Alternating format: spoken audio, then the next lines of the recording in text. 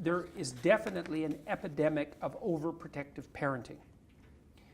But it's useful to ask why.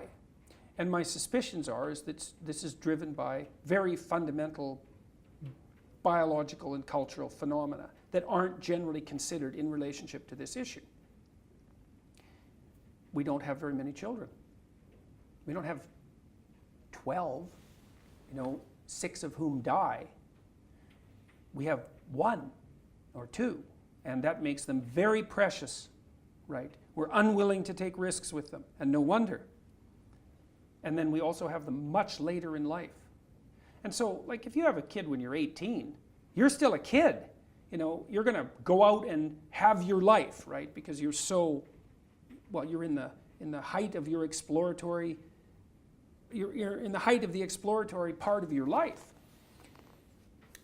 You're not going to overprotect your kid because you're still a kid. But if you're 40 and you have 1 child, it's like all your eggs are in one basket. Yeah. And the probability that you're going to take undue risks with that precious person is very, very low. Now, obviously, there's some advantages to that because, great, you devote resources to your child, and foster their development. But the downside is that you have every motivation to hover. And maybe you're also extraordinarily desperate as a mother to maintain that bond with your child because you've struggled so long to achieve it. It's highly, highly valuable. You can't take a risk. Well, so we might say, well, perhaps overprotective parenting is a secondary and unintended consequence of the birth control pill and the fact that people now have children later in life. Could easily be. If you have 6 kids, it's like, what are you going to do?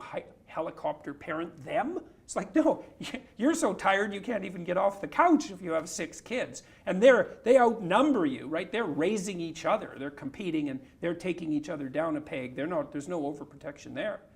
But with a single child landscape or dual child landscape, mostly a single child landscape, then you're going to overprotect. And then that ethos starts to permeate the schools and it starts to permeate the higher education institutions as those children mature. And then that all reinforces it. It's not good. It's not obvious what to do about it either, because if it is driven by demographics in that sense, it's a much more intractable problem than we think. So I did some of that in 12 Rules for Life. I said, look, what you have to understand is that you're a danger to your children no matter what, right? You can let them go out in the world and be hurt, or you can overprotect them and hurt them that way. So here's your choice. You can make your children competent and courageous, or you can make them safe. But you can't make them safe because life isn't safe. So if you sacrifice their courage and competence on the altar of safety, then you disarm them completely. And all they can do is pray to be protected. That's the Oedipal mother, right? That was Freud's great discovery of the dark mother. And the dark mother is the person, she's the witch in Hansel and Gretel. Gingerbread house, lost children, too good to be true. It's like a house of candy. Wow, who could want anything better? What lives inside the house of candy? The witch that wants to fatten you up and eat you. Right, a cautionary tale about overprotective parents, overprotective mothers, about the overprotective feminine. It's like the psychoanalysts, they were so smart, said the good mother necessarily fails. That's such a brilliant phrase. It's like you can't, as your child matures, you have to fail more and more as a mother, right? Until by the time you're 30, your child's 30, let's say, 25 for that matter, you're not their mother anymore. I mean, obviously you are, but the relationship has hit something like quasi-peer status. Not entirely, obviously, but the child's independent, able to stand up on their own 2 feet and take on the world. So now we see this thing, a university student runs into some difficulties with study or whatever, and brings their parents in to talk to the faculty. Yeah, or they go off and color.